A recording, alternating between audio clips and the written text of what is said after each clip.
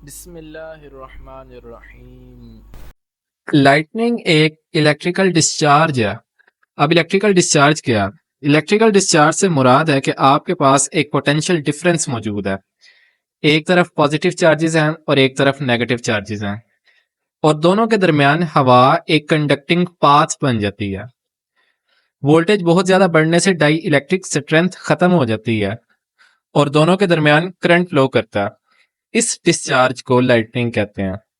अब electrical discharge बादल और जमीन के दरमियान भी हो सकता है। बादल और जमीन के दरमियान होगा तो बिजली जमीन पर गिरती हुई नजर आएगी।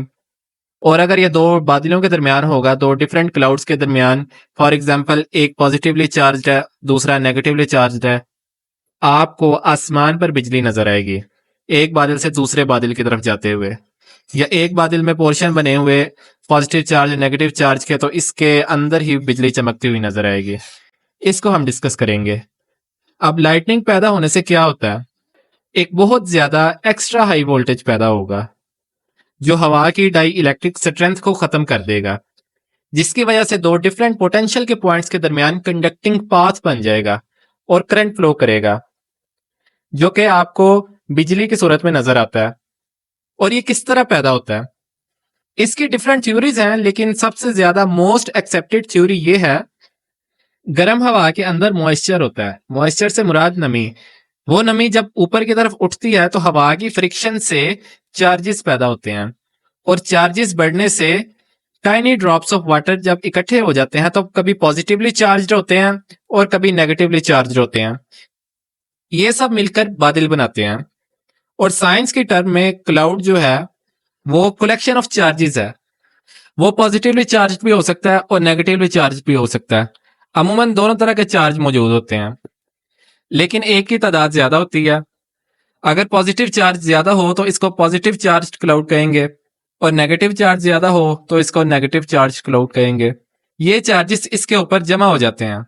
फिर नेगेटिव और पॉजिटिव चार्ज वाले क्लाउड जब जमीन के किसी हिस्से से गुजरते हैं तो जमीन, जो कि इटसेल्फ एक न्यूट्रल है, इसमें इलेक्ट्रोस्टैटिक इफेक्ट की वजह से ऑपोजिट चार्ज इंड्यूस करते हैं।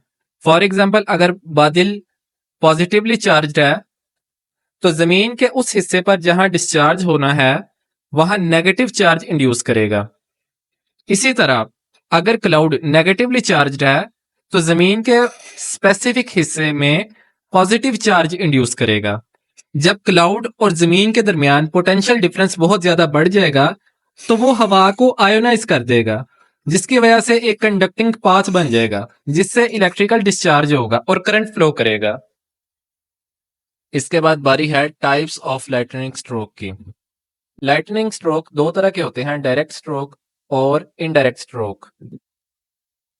डायरेक्ट स्ट्रोक में आसमानी बिजली क्लाउड से डायरेक्ट ट्रांसमिशन लाइन या टावर या ओवरहेड कंडक्टर को हिट करेगी।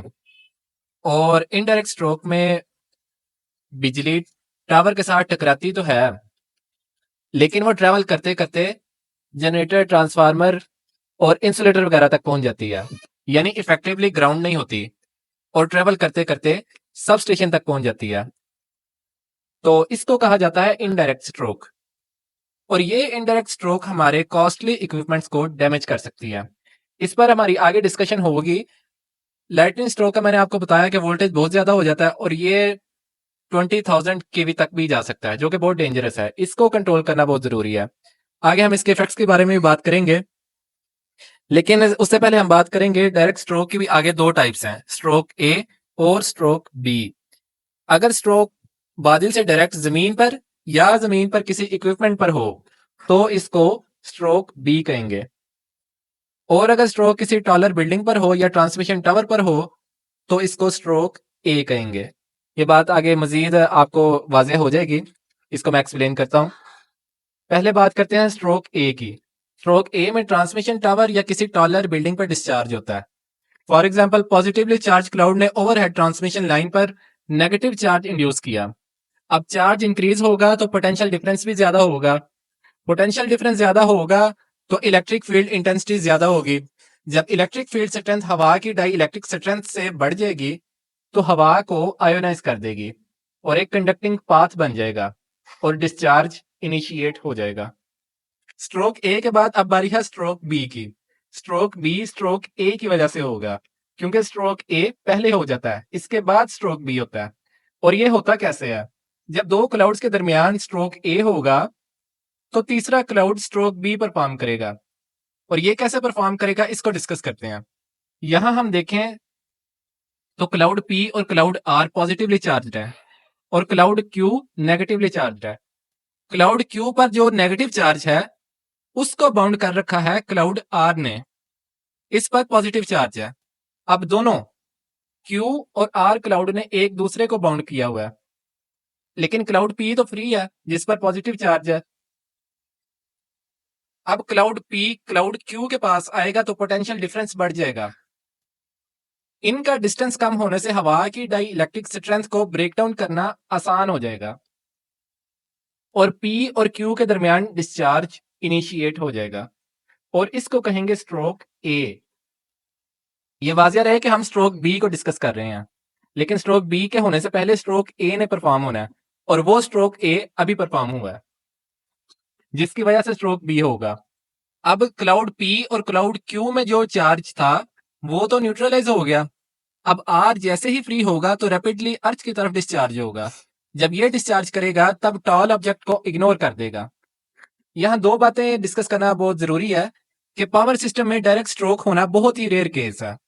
स्ट्रोक ए के अगेंस्ट हम प्रोटेक्शन कर सकते हैं, लेकिन स्ट्रोक बी के अगेंस्ट प्रोटेक्शन करना बहुत मुश्किल है। अब बारी है इनडायरेक्ट स्ट्रोक की। इनडायरेक्ट स्ट्रोक में स्ट्रोक मेनली ट्रांसमिशन लाइन के कंडक्टर पर ही गिरता है। इस फिगर में देखें, positively charge cloud transmission line पर इलेक्ट्रोस्टैटिक इंडक्शन के जरिए नेगेटिव चार्ज इंड्यूस करेगा।